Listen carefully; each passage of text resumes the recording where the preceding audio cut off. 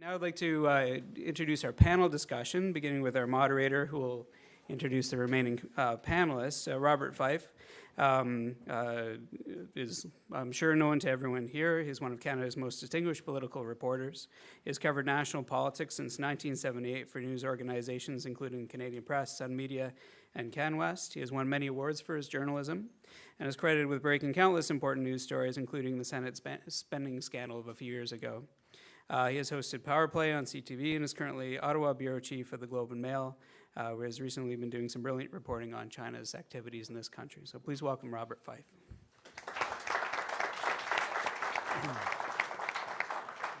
So I'm just going to, before I introduce everybody, I'm just going to let everybody know what we're going to do. I'm going to introduce people, I'm going to ask some questions, and then we're going to open it up to the floor. And I just want to say one thing, however. I encourage everybody to buy Clive Hamilton's book. If you haven't read it, you really should. Australia is about 5 years ahead of us, but what is happening in Australia is happening in Canada, and my colleague and I, Steve Chase, have begun the work of following this, and you can see exactly the same sort of things happening here in Canada. An issue, of course, we will talk about amongst our panelists and in the questions that come forward. But I just tell you, read the book. The first, my colleague here, Michelle Juno-Katsu, is a former CSIS officer who has served as chief of the Strategic Analysts Unit, Asia Pacific, and he now works as a private security consultant. Richard Owens is an expert in intellectual property law, innovation, and trade. He is a Monk Senior Fellow with Macdonald-Laurier Institute and an adjunct professor at the University of Toronto Law School.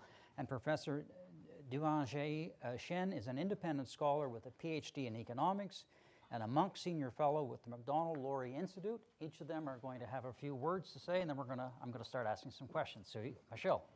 Thank you very much. Thank you very much, Cliff, for an excellent presentation. And I second exactly what you said. Canada, in many ways, we are very, very similar to Australia in terms of size, in terms of our economy, etc. We are a country with great diversification as well. And from a spook point of view, who was on the ground having to sort of try to protect our country, I've observed for many decades now this situation evolving. Way back in 1998, we've published a report called Sidewinder, who was already talking about the notion of influence and the great influence that China was trying to sort of employ. Yesterday we had a lunch together, and I referred to the book, The Art of War by Sun Tzu, who right there speak in great elaboration of the importance of influence that is much greater and much more efficient than an open warfare. That is exactly what took place. And the elaborate, and I know that the graphic that was presented was maybe a little bit complicated to understand, but it's the first time that I had the opportunity to hear from an academic a very, very elaborate and very, very well-researched perspective on the United Front Work Department. This United Front Work Department is extremely efficient. Now, we're talking about China today, and I don't want to say that China is the only villain around the corner. There's more influence that is coming, and every country is trying to use, through their diplomatic relationship, to influence our respective countries. But what is unique about China is the formidable adversary that they are and the formidable machine that they have been capable to put together. Never seen in the history of humanity before. They are extremely efficient. And respect must be given to a formidable opponent of that nature. With respect comes greater vigilance. And that vigilance, we don't have it. I would say that in Canada, our naivety is borderline stupidity. Our politician never talks about those things. They are very, very quick to prostitute themselves in so going for a trip to China, have the red carpet unfold for them, and then they come back and they can only praise about China. China has a phenomenal history. It's a beautiful culture, and it's a phenomenal contribution to the human history. And yet at the same time, the current power is very different than any other form of power.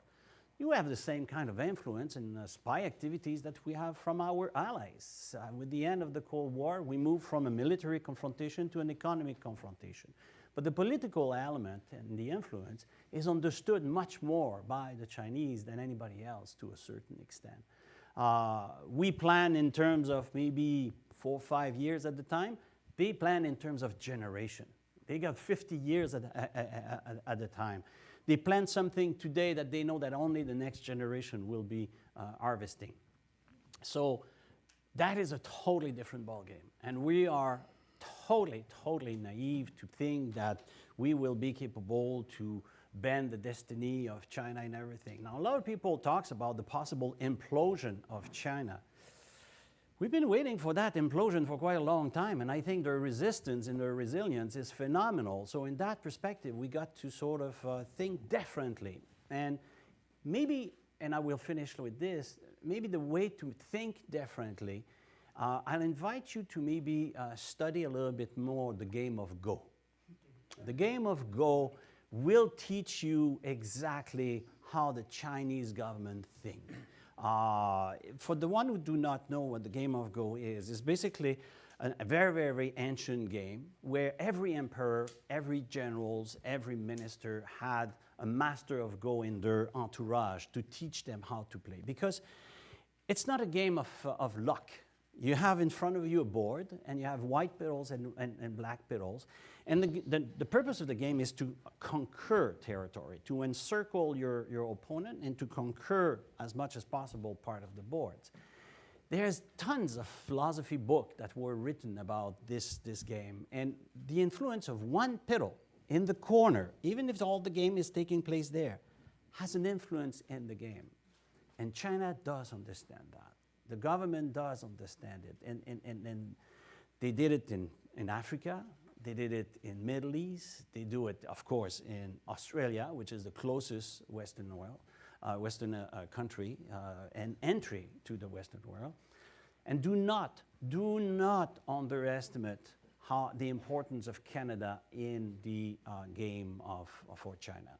We are extremely useful to them because of our natural resources, because we are a society based on knowledge, because of the access that we have to other agencies and other departments. Like we are sitting at all the major tables like NATO, NORAD, UN, etc. So not only do we have our secret, but we have our friend's secret that becomes really, really interesting for them as well. But we are also extremely important because we're a soft billy. You know, Australia gave itself a law specifically against foreign interference and espionage. In Canada, we have 2 little articles in a reform act that passed in 2001 that says, you know, don't do espionage because this is not nice, and if you do it, we're not going to be happy. Big F deal. You know, it's like, come on, please, let's be serious. When was the last time you heard really people talking about the espionage issues in Canada? We are estimated that annually we're losing between $100 to $120 billion. It's a B per year due to espionage activities in Canada. And I'm not even talking now about the useful idiots, called by Stalin, the influence, the agent of influence that are manipulating the government, because the government, and that the Chinese government understand that. Our democracy, every 5 years, we need to be re-elect people. So the opportunistic approach that can be exploited right there by the weakness of our democracy. So our democracy is under siege in general as we speak. We see the attack coming from Russia with the use of the social media. The Chinese have exploited a different matter. You've explained it very, very well with the infiltration and the control of various associations. They intimidate very, very much the community. They intimidate very, very much our elected officials as well. So they can seduce many, many ways. There's an acronym that we use in my line of work, which is basically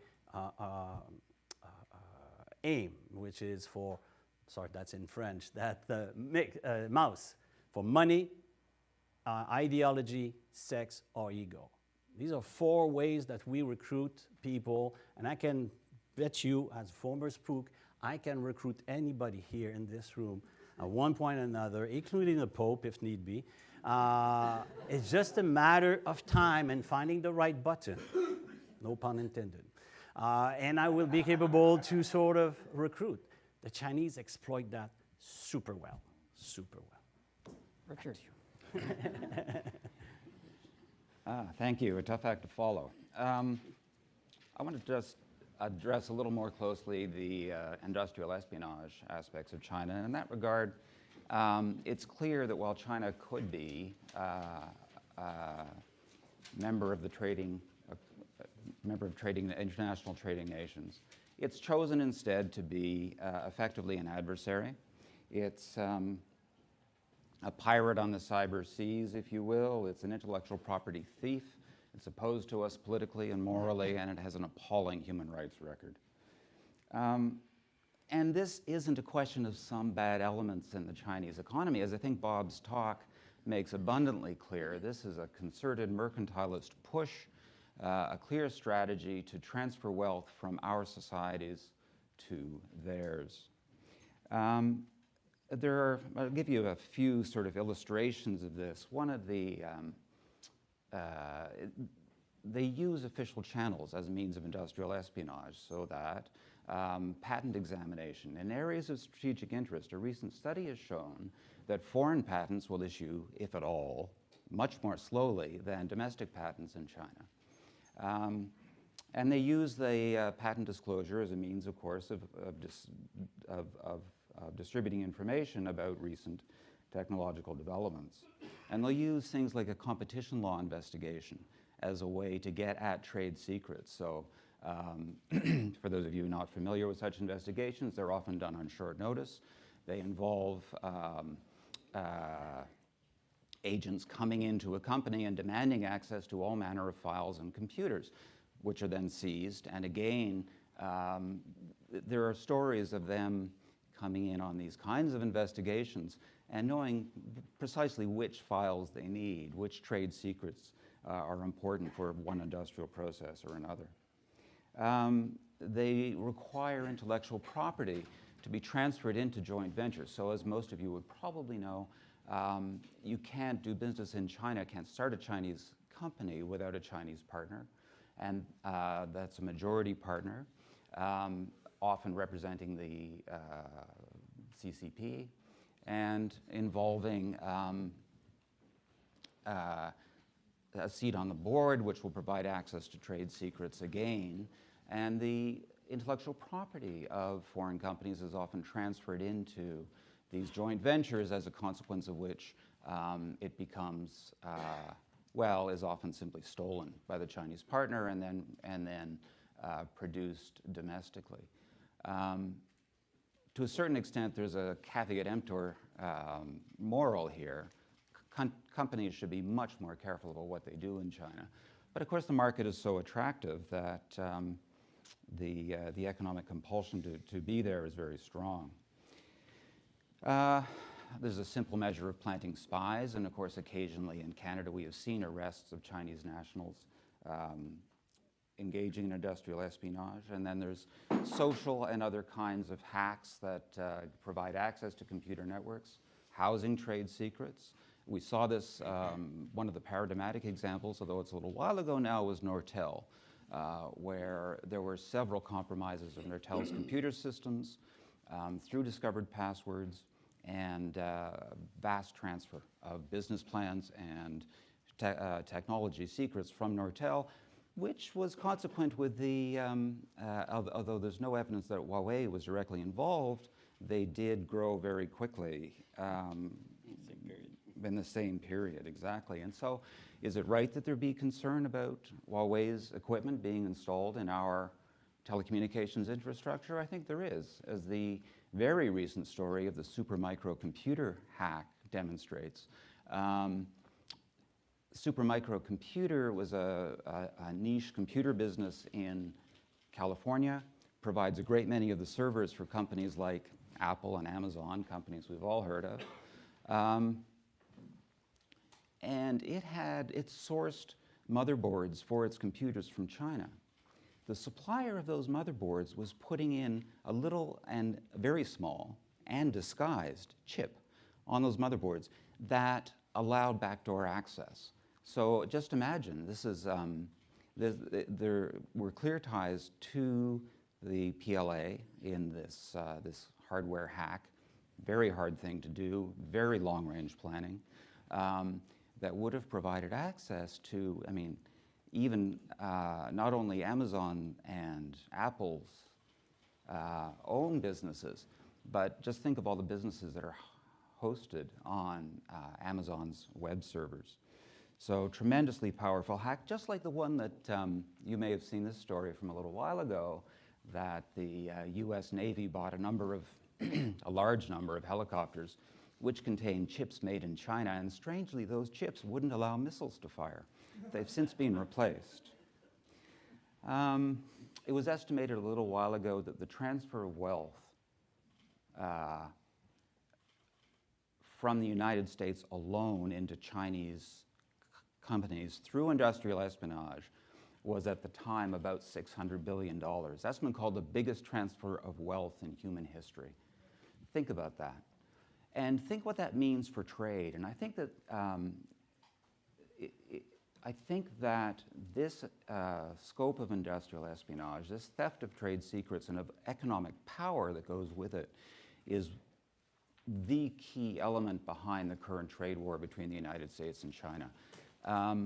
Think what you will of the current American administration, but they seem to get it, as recent remarks by Mike Pence demonstrate, that there has to be some kind of pushback, and that when a country steals $600 billion of your wealth, it allows them, of course, to trade on the basis of that. It allows them to build margins into their products that would otherwise go to your domestic manufacturers. And of course, it's provided a considerable military advantage because of things like Iron Dome and the F-35 fighter jet plans, which have been stolen by China as well. Michel referred to the inadequacy of legal protections. They are inadequate as a consequence of trade negotiations a little while ago. We now have the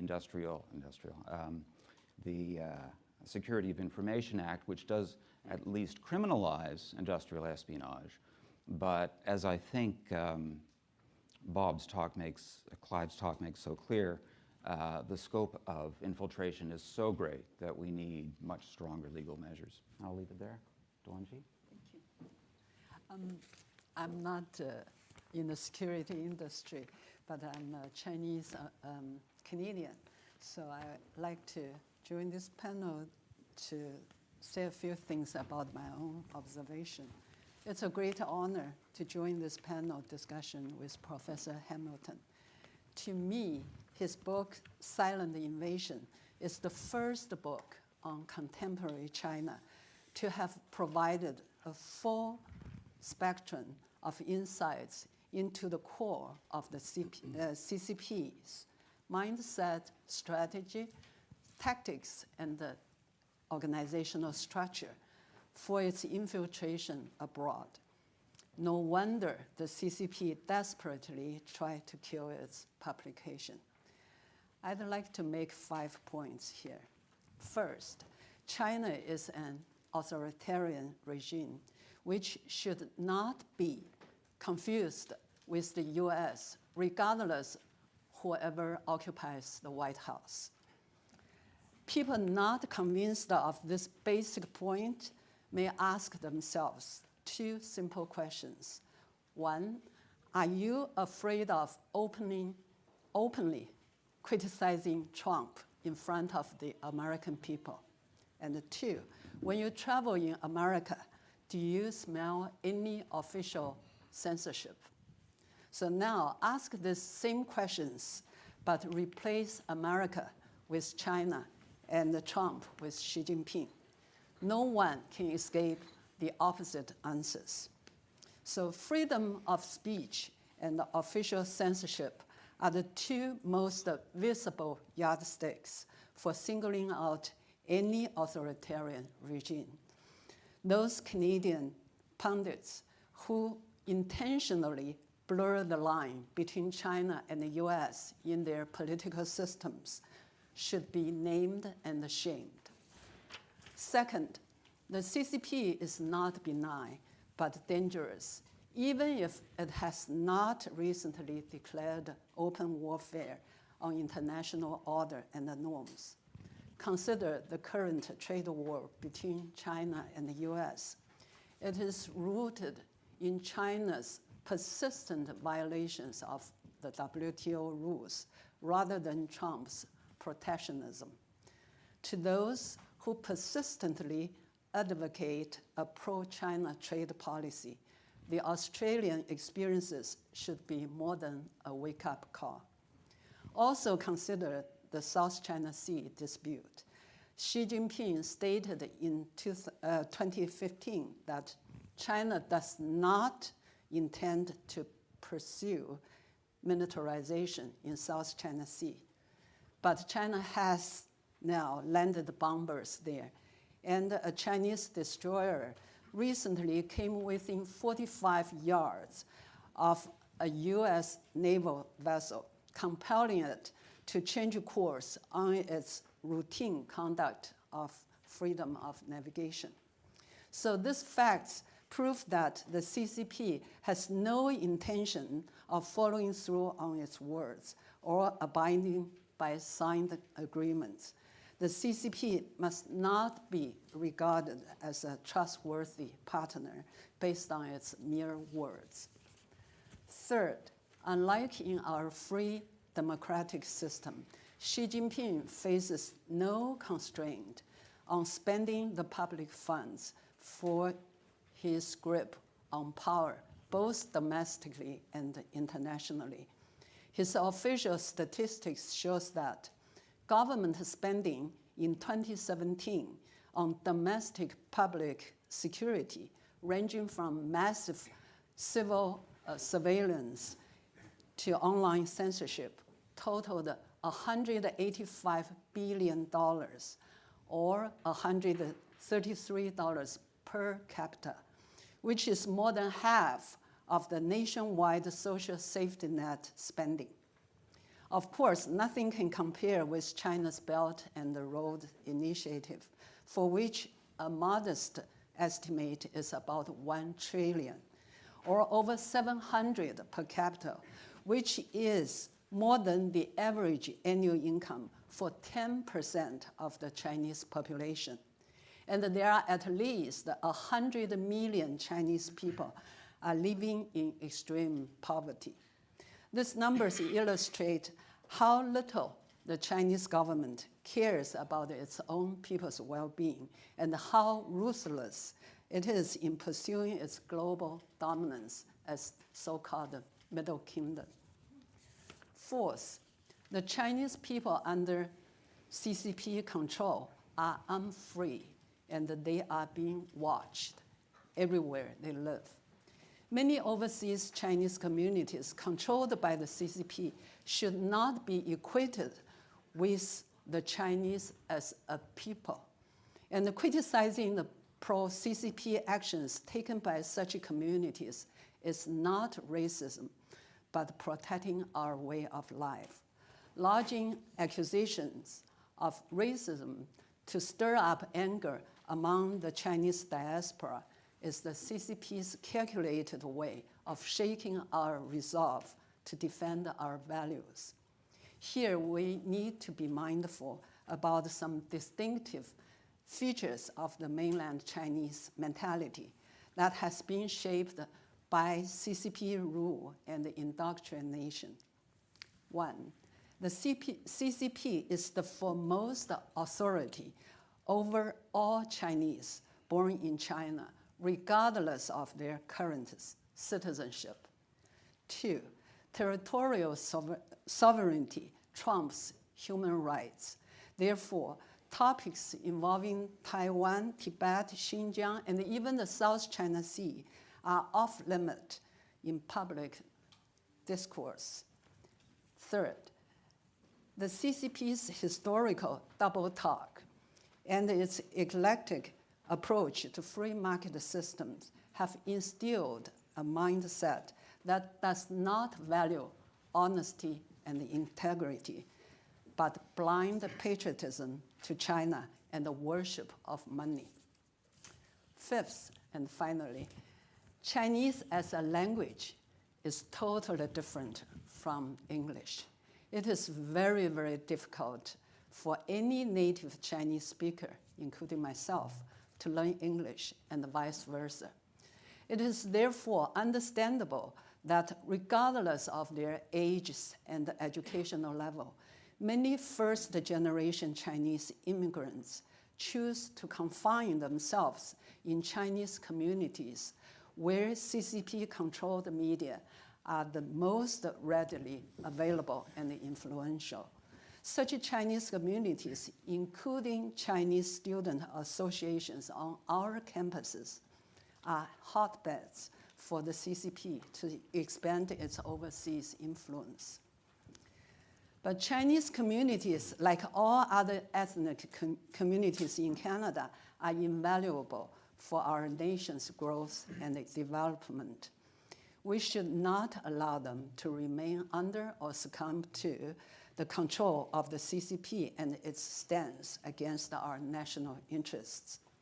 Therefore, we need to devote greater efforts to integrating Chinese immigrants into our social fabric, while safeguarding and propagating our national values through all available venues, which include but are not limited to ESL classes, legal and civil aid services, and the job and even volunteer training programs.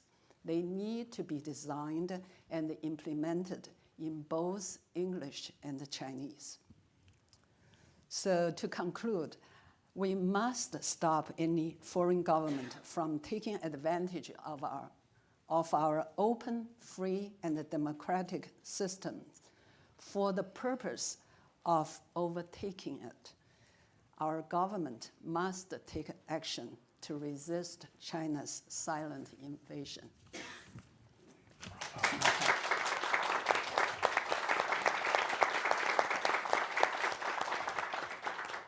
Okay, I'm going to throw a few questions to the panelists. Doesn't have to go along like that. Jump in on whatever you feel you have something worthwhile to say. But my first question, though, is going to be to Mr. Hamilton because he's our guest. And, you know, in Australia and in the United States and in Canada and Western democracies, we're free trading nations. We welcome foreign investment. And certainly in Canada, the Canadian business establishment wants to seek Chinese investment here, and as does the government, some concern within security services for different reasons.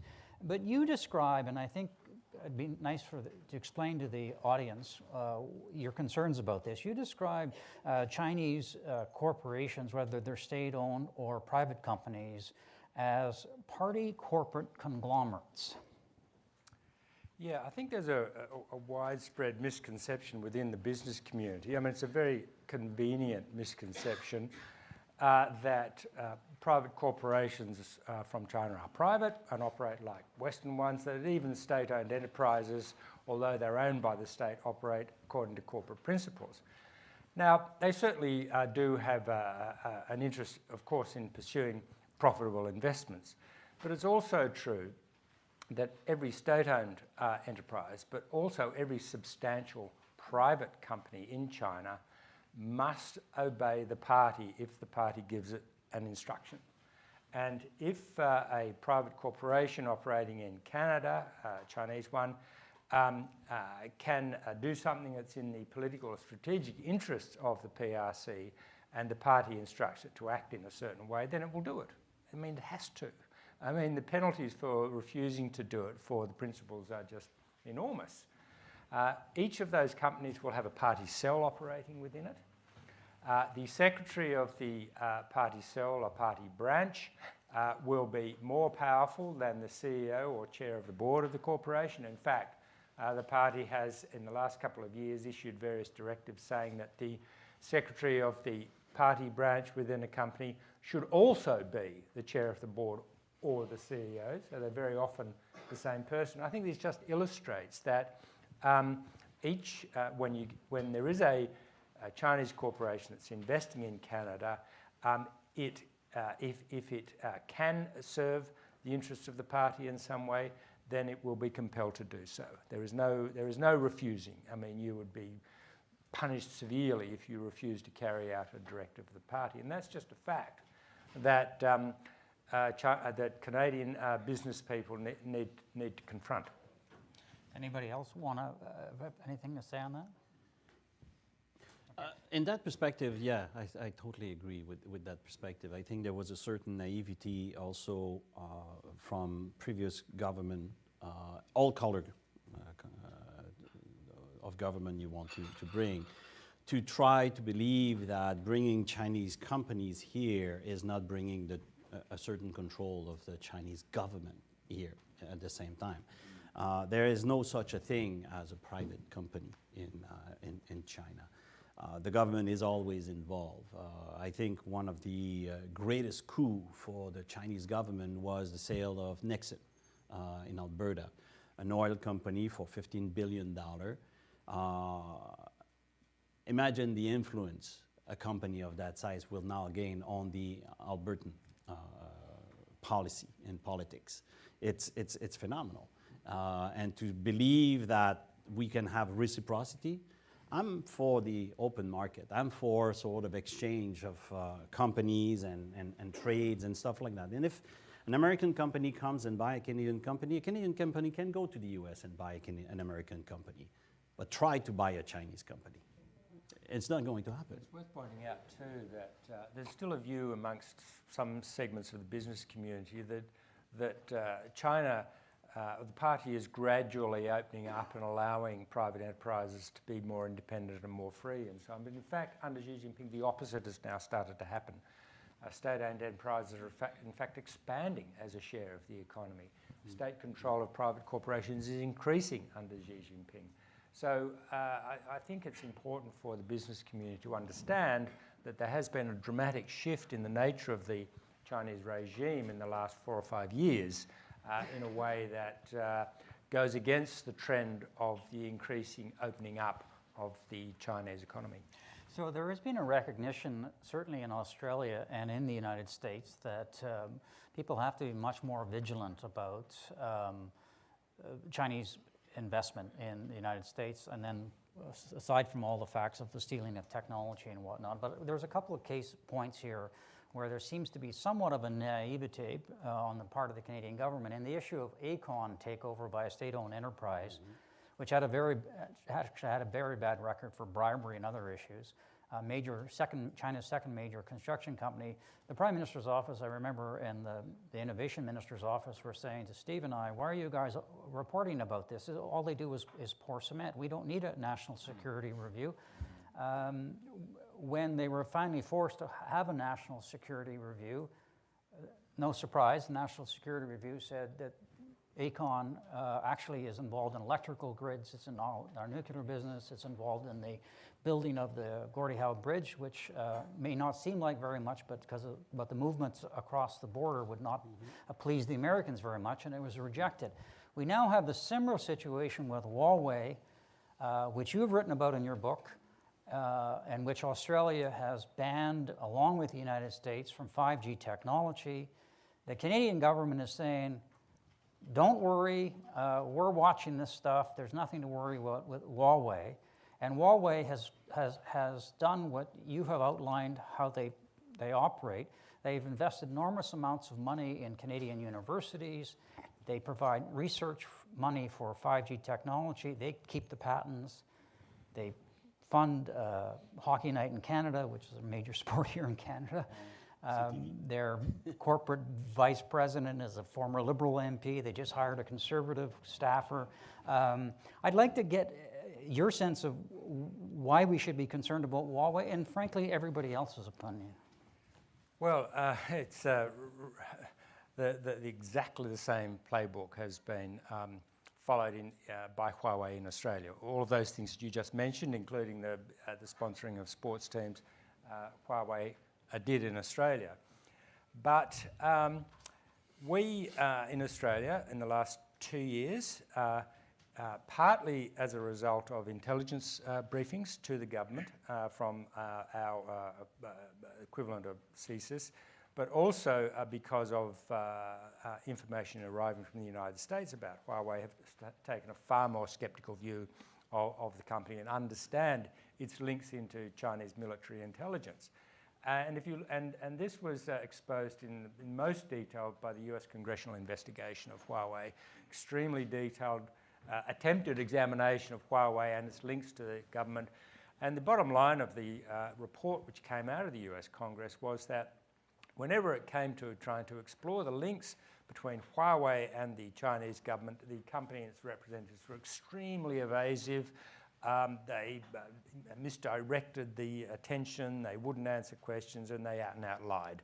And, you know, they had a lot to lie about, let's be frank. And on that basis, the US government became very suspicious about Huawei. The Bloomberg report that you referred to, Richard, is just a warning of the extent to which this kind of espionage is just built into the system. And so I think that it would be a grave error for the Canadian government to allow Huawei to supply its equipment into the 5G network, because the 5G network is going to be the totally dominant system of communication across the world. It's going to be the basis of the Internet of Things. And if you have a Chinese company, Huawei, with links to military intelligence, supplying equipment into that network, you are going to be spied on. And the other 4 members of the Five Eyes network are going to be very, very cautious about sharing intelligence with Canada. The cyber program for the PLA Army, it was started in 1995. 1998, the CIA obtained a white paper written by 2 colonels who became generals later. And one of the things that they mentioned right from the get-go in that paper, and that paper is now available online because it has been released, excuse me, they were saying this, for the next conflict, the next major conflict that will take place, China will start with a major strike which will attack the computer system of all of its opponents to bring them to be mute, blind, and deaf at the same time, because we rely so much on computer. And they understood that way back in 1995, 1998. Imagine where they are now compared to us. You're talking about the mistake that the federal government would do. Too late. The federal government has already endorsed and supported this. Bell Canada has signed a major contract under Mr. Harper era and is now putting into the system Huawei equipment, contrary to the warning that the Five Eyes have given to us. And that will bring a serious debate with our allies, the Five Eyes, New Zealand, Australia, Britain, and the US, about if we want really to communicate and to share intelligence now with the Canadians. Do we really want to keep them in our private circle? Because we don't know if the communication will not be the sort of weakest link of our system. And that's a major problem. That will affect our exchange of intelligence, but it will affect also our relationship and economy with those guys. Yeah, I don't have too much to add except to say that clearly what we're dealing with is a non-market economy, but that's not to say it will be forever immune to market impacts. The disclosures of piracy and the trade war with the Americans are having severe impacts on Chinese stock markets, which is a start, right? So to the extent that there is a loss of income, a loss of prestige, a loss of trade from espionage and other activities, China probably won't get the message very quickly, but at least, as I say, it's a start. And by simply green-lighting Huawei equipment into Canada, we're foregoing an opportunity to send that message. And as Michelle has so well put, putting our communications grid at serious risk. Professor Jim? What I like to add is really we cannot keep forgiving our government for so-called naivete. That's wrong. For decades, we keep saying, oh, they are naive. They can't be naive anymore. So tell them to read Professor Hamilton's book. It's so thorough. Or read their own intelligence briefings. Yeah, I mean, have a better ear for your own security agencies instead of to Chinese friend, whatever. So that's wrong. I mean, I grew up in that society. I knew how dominant the party was and is now. Basically, whatever party says, you follow, you listen. They don't have, sometimes I hate to say this, but it's true, that's different kind of civilizations. Here, you are so used to play by rule of law, I mean, abide by that. There is, whatever party says is the rule. So people don't have this strong sense of rule of law. They do whatever, even if someone like steal our, I mean, from China, stealing our secret or whatever, they didn't feel something wrong. They feel they are doing great contribution to motherland, to the party. They justify it in that way. So you cannot keep being naive. That's so wrong. I just feel helpless. I mean, when this knock took over Nixon, I wrote a paper afterwards, but suddenly that attack from Asian Pacific Foundation, that's what I want to name and shame. They are funded by, this foundation is funded by our government. But what they are doing now, what I was saying was not empty words. Their distinguished fellow had an article just recently, I mean, early this year, when Xi Jinping took off that presidential limit for his became lifetime. And this article, even published in Global Mail, defended that lump China with Russia and the US, saying this is a part of global trend in growing authoritarian regime, like for the power to be under control in one person. So they basically saying it's the same as US. That's why, because I only had 5 minutes, so I said I had to cut off the examples. So read all these articles. Go on the Asian Pacific Foundation's website, see what they publish, what they do. But that's not unique just in Canada. Our pundits, our interest group and business groups, they do things for China through our English native tongues. But what's unique is our government does nothing, sitting there. I mean, in the US, you see so many reports, they say, does not present the government view, but it's the government analyst doing that kind of job. Government spend a lot of money and doing all kind of very deep, broad research. But what our government does, didn't do anything. And I like what you're saying very, very much, because at the end of the day, you know, I always told my unit, the people working with me that, you know, don't bring me just a problem, bring me also solutions. Because if you just bring me problems, you're trying to throw your monkey on my back, and I don't like that. And at the end of the day, my job was not to try to change the regime in China. Don't care, that's their business. My job was to protect Canada all my life. That's what we did, and that's what my unit did and sacrificed themselves for that. And at the end of the day, there's only 3 things that we can do. Awareness, awareness, awareness. Because there's not only China practicing those things. No, China is, like I said, is the most formidable opponent that we have, but they're not alone. So somewhere, somehow, if the government can talk about it and have open conversation, I gave an example yesterday. In England, every year, the MI6 and the MI5 organize a conference where they invite all the leaders of the various industries, the big CEOs and the executives, to come to a conference where they talk about the lesson they learned or the new things they discovered in counterintelligence. The form of espionage activities that Richard is talking about that we've discovered, and they share that with the industry. Well, CSIS wanted to do something like this. And CERC, the Security and Intelligence Committee, came and slapped their fingers saying, you're not allowed to do that, your sole purpose is to inform the government. What? CSIS is not allowed to inform the Canadian public about what's going on? They are the expert. Now, they rely on a guy like me, although I'm not tied to them anymore, but it's because I take the initiative to talk about it because of my background. But if I wasn't talking about it, which dude would talk about it?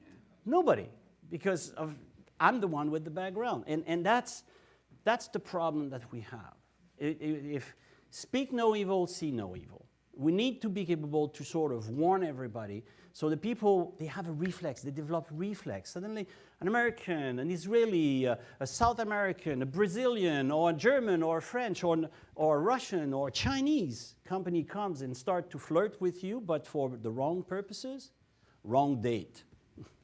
So the Prime Minister was quoted in the Globe and Mail today saying that they're open again to free trade with China as a result of ending successfully concluding the agreement with the United States and Mexico. It'll probably be sectorial now because of that agreement that was put in, that the Americans or Mexicans would basically have to approve it. And I want to get people's opinion on how we should be pursuing free trade with China, because you mentioned in your book that the Australian Free Trade Agreement is really not a free trade agreement, it's an investment agreement which allows China to have almost unfettered access to the Australian economy, whereas Australian companies are not allowed to have much investment in China, are very limited in a large number of areas. 62 sectors of the Chinese economy, for example, are closed to foreigners. Very important sectors of the Chinese economy. So, a wise move for Canada to try to pursue free trade, or are there lessons to be learned from Australia? There certainly are lessons to be learned from Australia, and I think the main one is to genuinely pursue reciprocity in a way the China-Australia Free Trade Agreement doesn't. And as I said, and as you've echoed, it really was more about investment facilitation, but mostly one way. And what it does is it gave Beijing a really powerful lever for arguing against any restrictions or hesitations about certain investments emanating from China coming into the country. And we've subsequently had to pass a bunch of laws, like the critical infrastructure laws, and we've had to beef up the Foreign Investment Review Board in order to try to cut off some of the more risky investments involved in that might have intelligence or strategic implications. I mean, the horses several of the horses have already bolted. There are Chinese state-owned and large private corporations that now own a very large proportion of Australia's electricity distribution infrastructure and our gas distribution infrastructure. And you do have to ask yourself what would happen in those first hours of any conflict, which would all be cyber. Exactly. Yeah. Click. How vulnerable Australia, if, for example, we were to join the United States in some kinetic conflict in the South China Sea, which is not impossible, Beijing would immediately send instructions to those Chinese corporations to create havoc. So, these are serious things that have to be considered. This kind of old view that, we're all in this together, we all just want to grow and invest and be happy with our free trade agreements is an extremely naive way to approach any dealings with the PRC. So we're going to open it up to questions now. Hardly any. Woman in the back. And then you. Oh, thank you. I have a question. I think Professor Hamilton mentioned Canada's importance to China, right? Because of our natural resources, our access to other allies like NATO and so on and so forth. What do the panelists think Canada has to lose by supporting Taiwan's at least de facto independence or participation in, for example, the United Nations and the WHO and so on? The other panelists? Yeah, whoever About- may want to ask.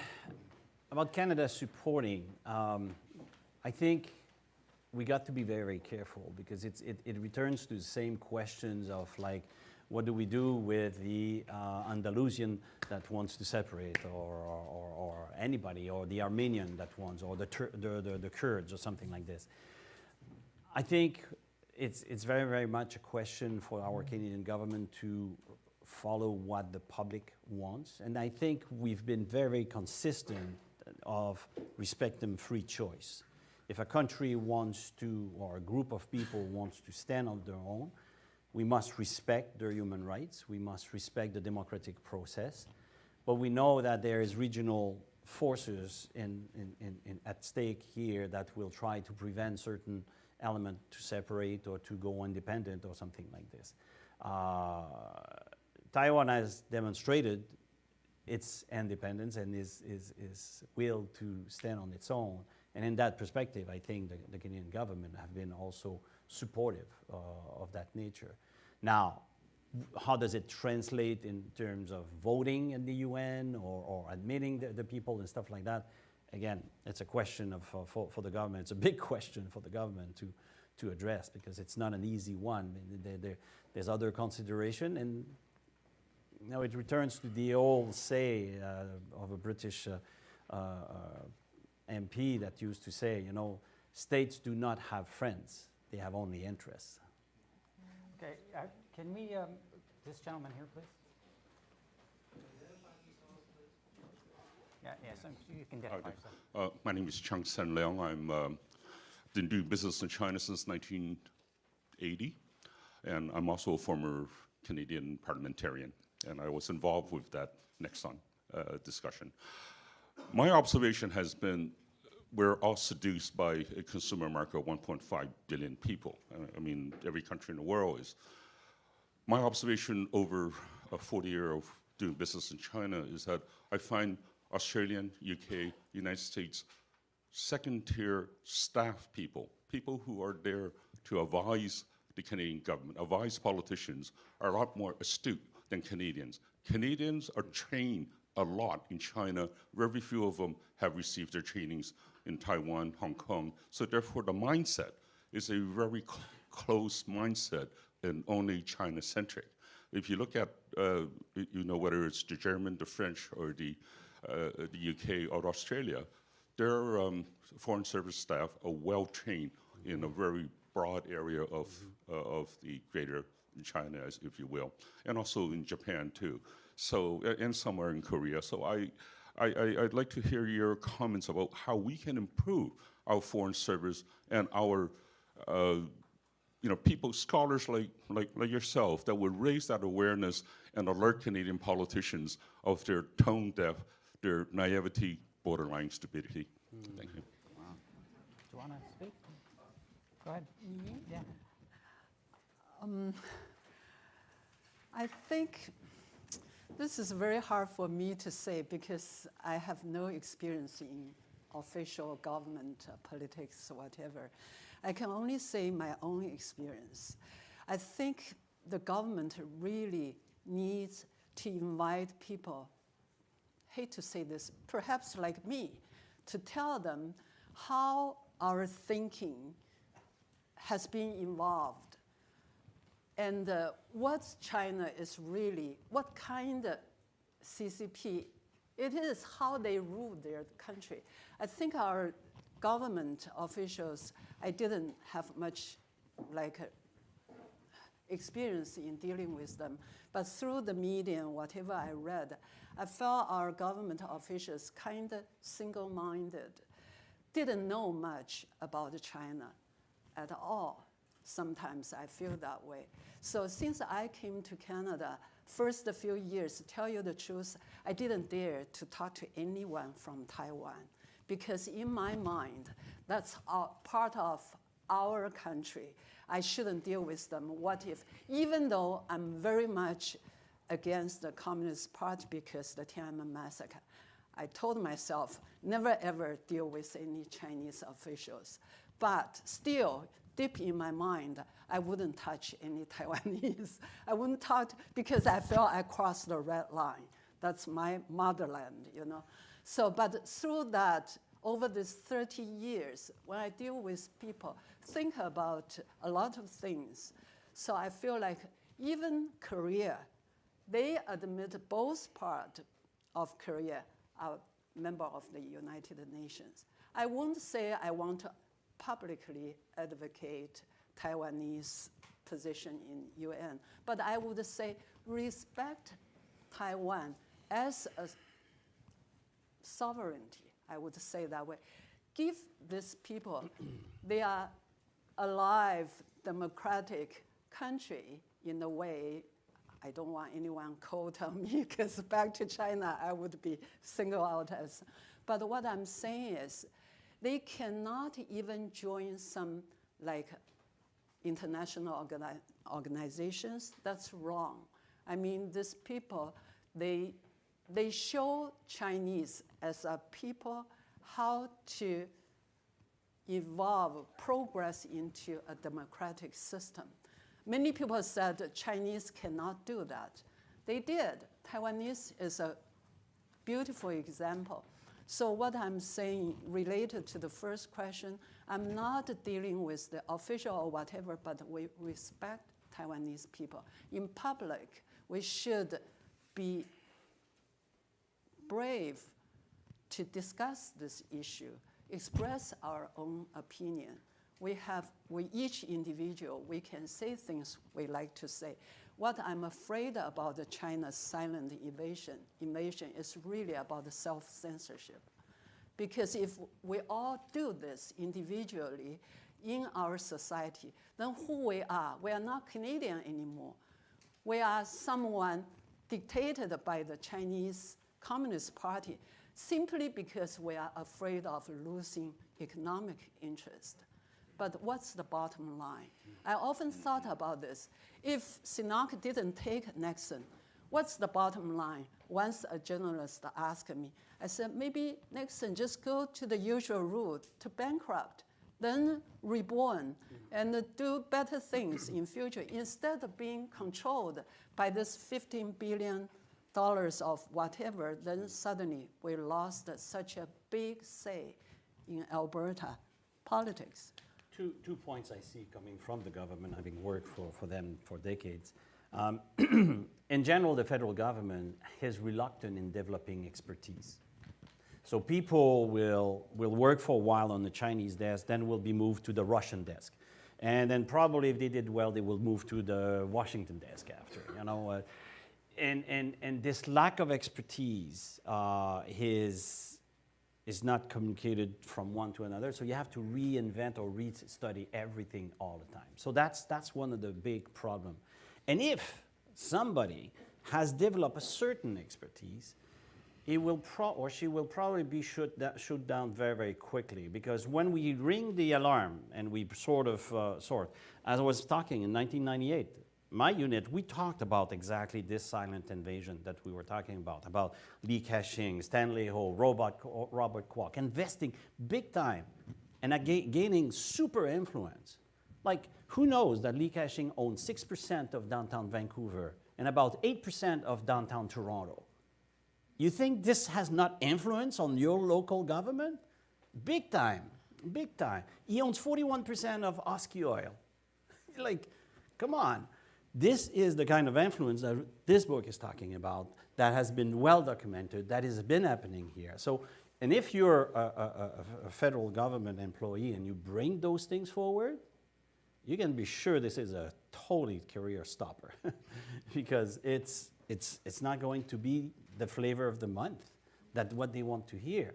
Because just look at the way we go. You know? New government comes in, we change the name of our foreign office. You know, global affairs something now. You know, like, what the hell? What is that name? It's so strange. But hey, that's unfortunately this element of we don't want to go and acquire the expertise that we need to be capable to. There's this gentleman right there, right behind, right in front of you. Yeah. Thank you so much. I just learned a lot tonight, this afternoon, about the China influence to Western country, especially in Australia, Canada, and United States. And we have also one expert, like Honorable David Kilgore, has been working hard concerning about human rights violation in China. What can you tell me about religion freedom in China? Because we already touched a lot of things that we are looking for and we find out, but what can you tell us about the religion freedom in China, and what about the organs which have been taken away from the prisoner in the jail in China, and how the change that our government here in Canada can do in order to change or to influence China to stop what they are doing wrong to their own people. Thank you. Who would like to answer that? Well, to be frank, as I mentioned, my job was to protect Canada. To a certain extent, what is going in China is China's problem and Chinese problem over there. Can we support them? Absolutely. There's certain things we can do, but it is their internal affair. It's one of the many countries where freedom of religion is stepped on, or many other form of freedom. Our concern is much more about the organized strategy and phenomenal machine that has been deployed to infiltrate specific countries like Australia, Canada, or others, and the gain of that influence in our country, and how does it affect us. If we're not capable to sustain ourselves as a democracy, we're certainly not capable to help anybody else in the world. So first and above all, we need to sort of get our house in order. And Go ahead. I'll just comment briefly on what's now happening in negotiations between the Vatican and Beijing over who will control the Catholic Church, or people who practice Catholicism in China. And what we're seeing is the Vatican is essentially throwing under the bus independent Catholic bishops and parishioners who have resisted the attempts by the Communist Party to control the Catholic Church, and endorsing I think it's seven bishops appointed by the Communist Party or endorsed by the Communist Party as bishops of the Catholic Church in China. The Vatican, or certain elements within the Vatican and the Pope among them, seem to think this is a great rapprochement with the Communist Party to collaborate in allowing the growth of the Catholic Church in China. I see it as an appalling capitulation to totalitarianism, and I have to say I can't help thinking of previous collaborations by the Catholic Church in the rise of totalitarian powers. Roger that. Yeah. Ma'am, this one.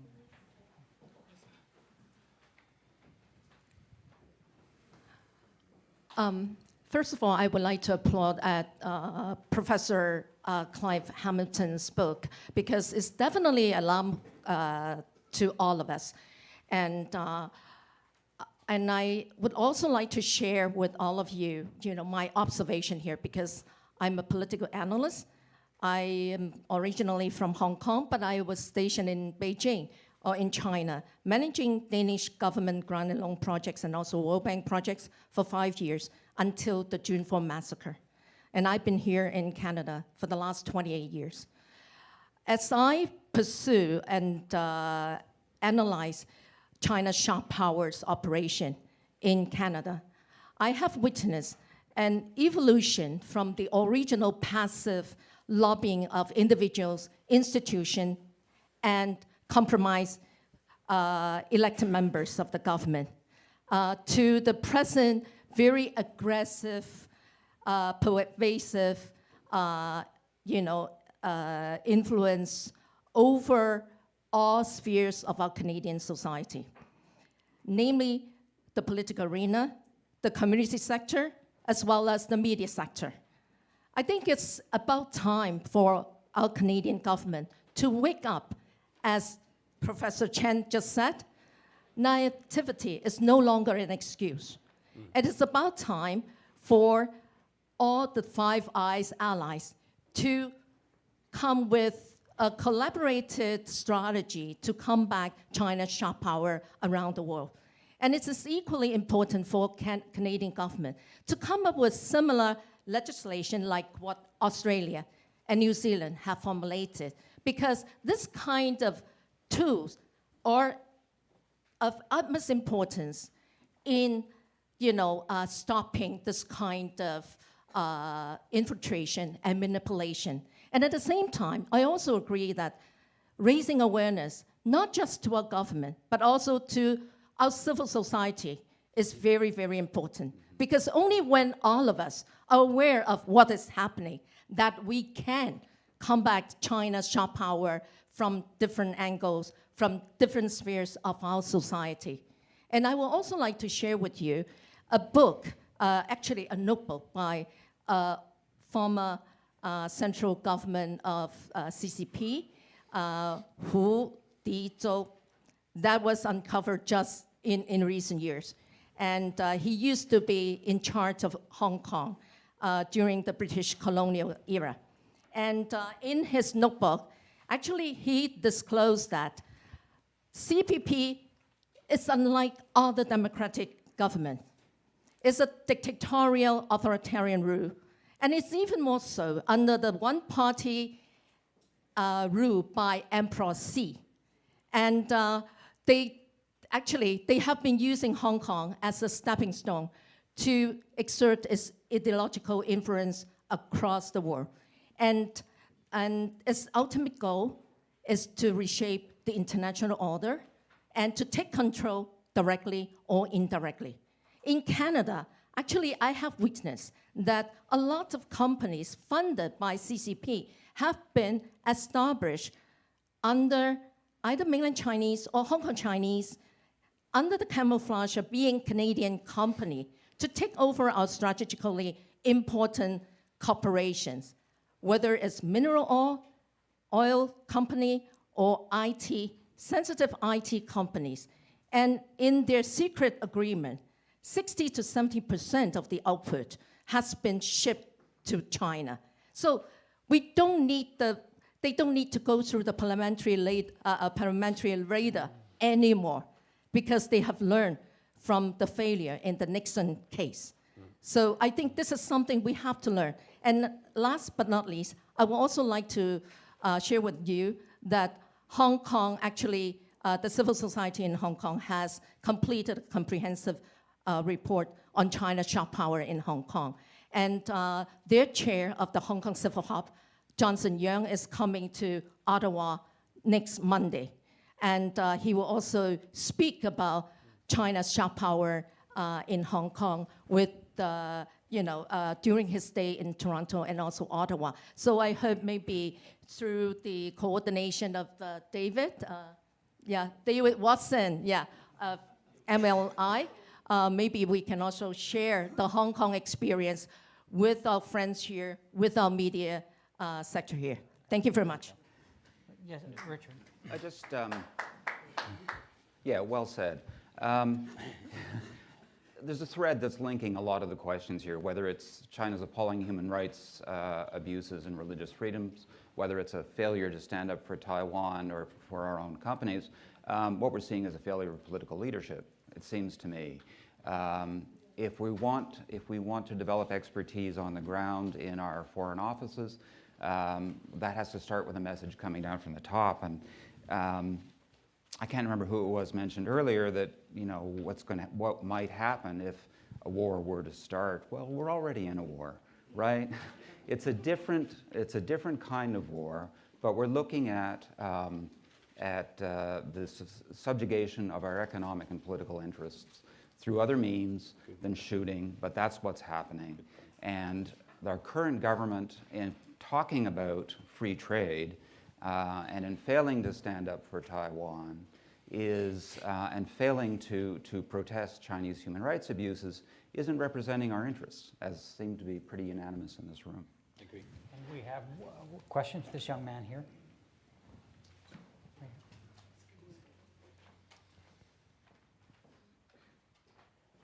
Good day. My name is Sam Taub. I work in the Parliamentary Office of MP David Ortega.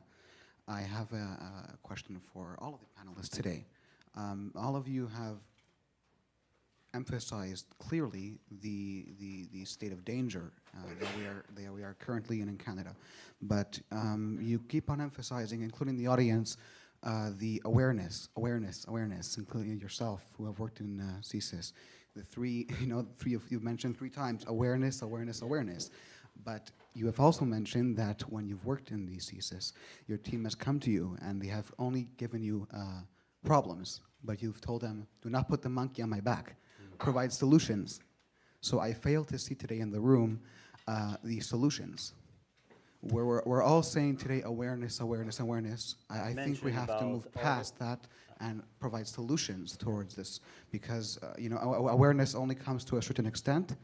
I believe solutions is ultimately the determining factor here. Okay, thank you. Sorry for interrupting you. I've mentioned the necessity to organize a national conference by CSIS and to authorize CSIS to inform the general public, to inform the business leaders about what's going on. Richard mentioned maybe the government people in place should read also the intelligence report that are getting to them and sort of pay attention to what we're doing.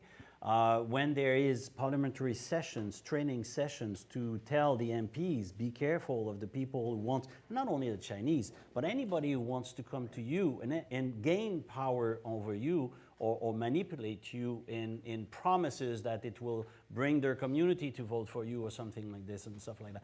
This is the kind of things that we have been talking about today, that are solutions that needs to be. But definitely, we need to have conversation. We need to have conversation in our civil society, on the public space, to be capable to talk about the experiences that we're having, not only with the Chinese, with anybody who's trying to sort of get a free lunch with us, and we're not invited to the party. Yeah. So that's the kind of solution that we talked about. Okay, Clive?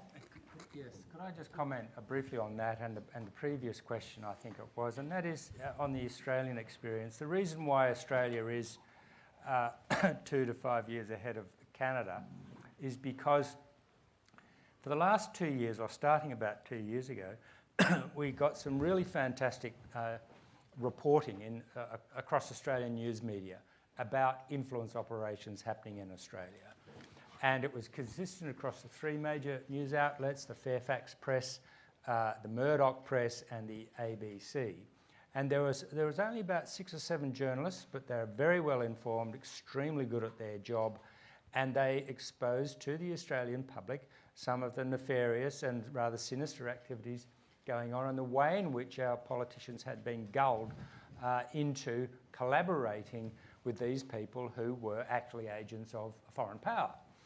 And it was because of that, above all, the second factor being intelligence briefings, that there was a shift in the mood, that basically a large proportion of the Australian populace said, we welcome Chinese going back to the gold fields, but we don't want to be succumb to the influence of foreign power, particularly an authoritarian one, despite the importance of China to our economic development. And it was that, above all, that public awareness and the demand to protect our sovereignty and our democratic rights that compelled our political leaders to begin to take action. So it really is fundamentally important that the nature of CCP influence activities in Canada be exposed over and over again in all of its ramifications. And then Canadian people will say, well, hey, we don't want this. We don't want to tolerate this.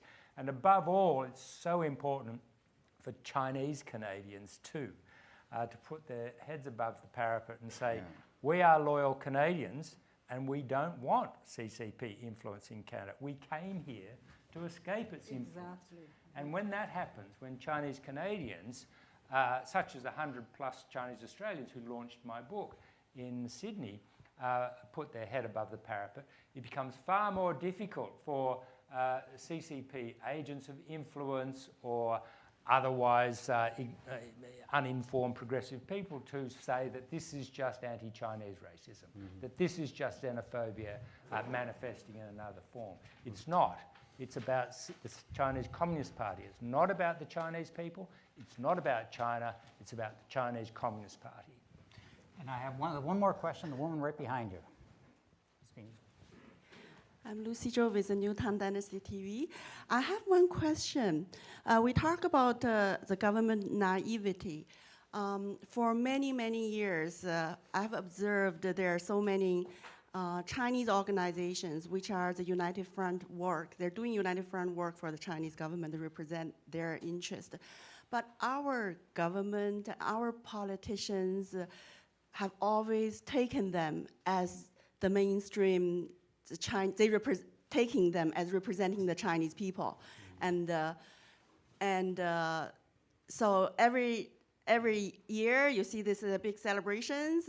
These organizations will invite the Chinese, embassy consulates and our politician. Everybody will happily attend, and they're thinking they're getting the votes of the Chinese people. But I think there's a difference in between the Chinese people and the Chinese government and the people working for the Chinese government. Like a lot of people, like Chinese people, resent like our politician, cave in, and for example, not only like this, and also when our politicians go to China, they say they don't want to raise human rights issues because they don't want to offend Chinese people. But actually, if they go and they raise the human rights, the Chinese people will applaud them. And while when they are timid and they don't do it, the Chinese people, because the Chinese people are suppressed. So there's a big difference in between the Chinese people and the Chinese government. But my question is, how the government is not just naive. I think they were really taken in by, the United Front work is so successful that our government was taking all these United Front work organizations as a mainstream, Chinese, population. So how you talk about education, but I don't know, this has been happening for the past maybe 30 years, right? I think I echo what the professor was saying, because if we do not report it, if we do not talk about it, the people feel isolated or alone in trying to denounce. And that job comes from the important work of the media. Because what it's been mentioned in the book, we've observed it right here. When I was in charge of Asia Pacific for CSIS, we've seen, for example, students hired by the consulate or ordered by the consulate in Toronto going in a specific writing with a piece of paper with the pictures of the candidate in that writing and say, you vote for him, not for her. You vote for him, not for her. And eventually this him got in. The her denounced it. So next time what she did, she went to the consulate, passed the deal, and the next time was, you vote for her, not for him. You vote for her, not for him. And she went in. This we've seen in 1998, we were reporting that we have discovered that the Chinese consulate and the Chinese embassy were giving money to the political parties, all three main political parties in Canada. It's illegal by the Election Canada Act. So this is the kind of situation where we need to report those things, we need to talk about those things, and that's why I'm so... Professor Chen. I want to jump in, relate to all these questions.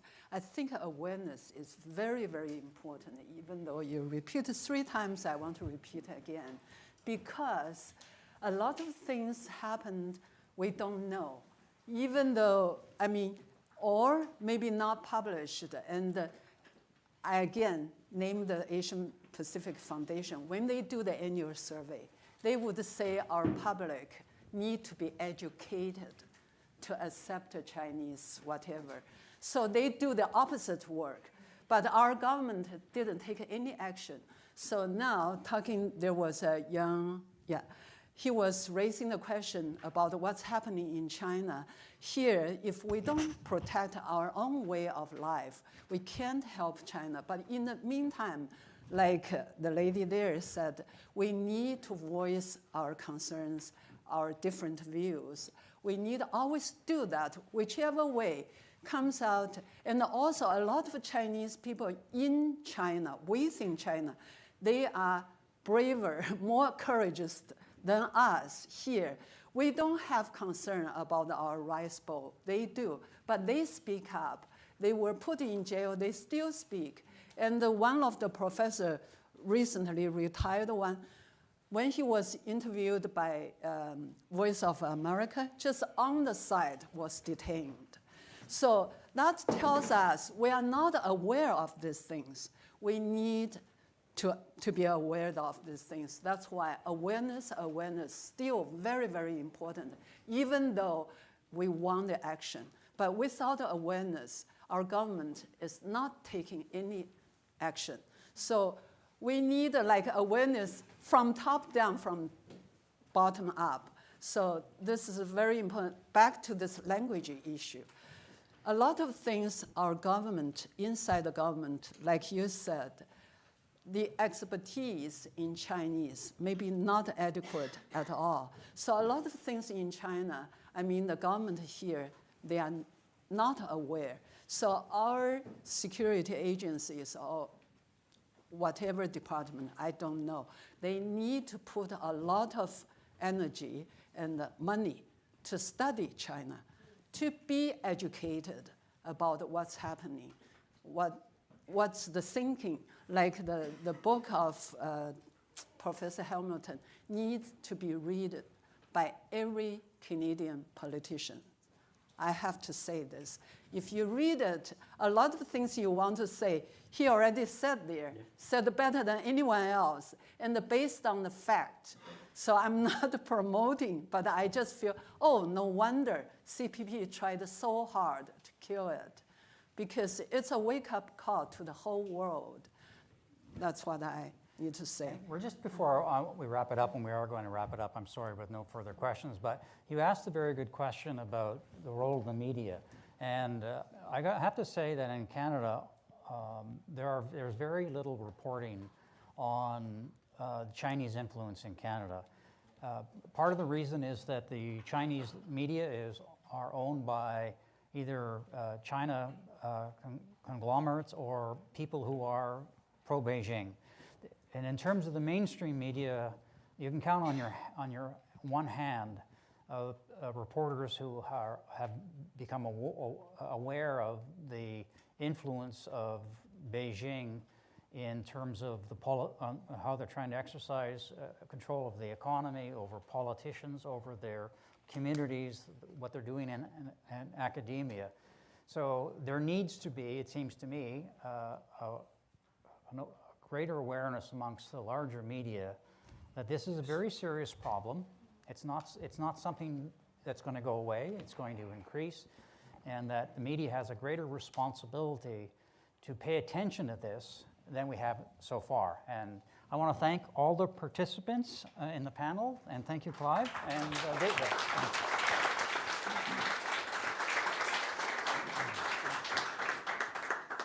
Yeah, thank you so much. I'm really reluctant to conclude because I think we're having such a fascinating discussion. I think we're really just getting the conversation started here in Canada. But please join me again in thanking our terrific panel of Clive, Bob, Michelle, Richard, and Duanji. I think it's been a great event. For any members of the media wishing to follow up with Clive or any of our panelists, you should have an opportunity just following the event. Once everyone clears out a little bit, you can ask me or my colleague Brett Byers-Lane over there, and we'll coordinate that for you. just a few other thank yous. I'd like to thank the MLI team for doing such a good job putting things together this morning. Alice and Amber, David, Brett, George, Jerry, Irfan, and Aswa. Please stay tuned for future events like this one. We'll look forward to seeing you then.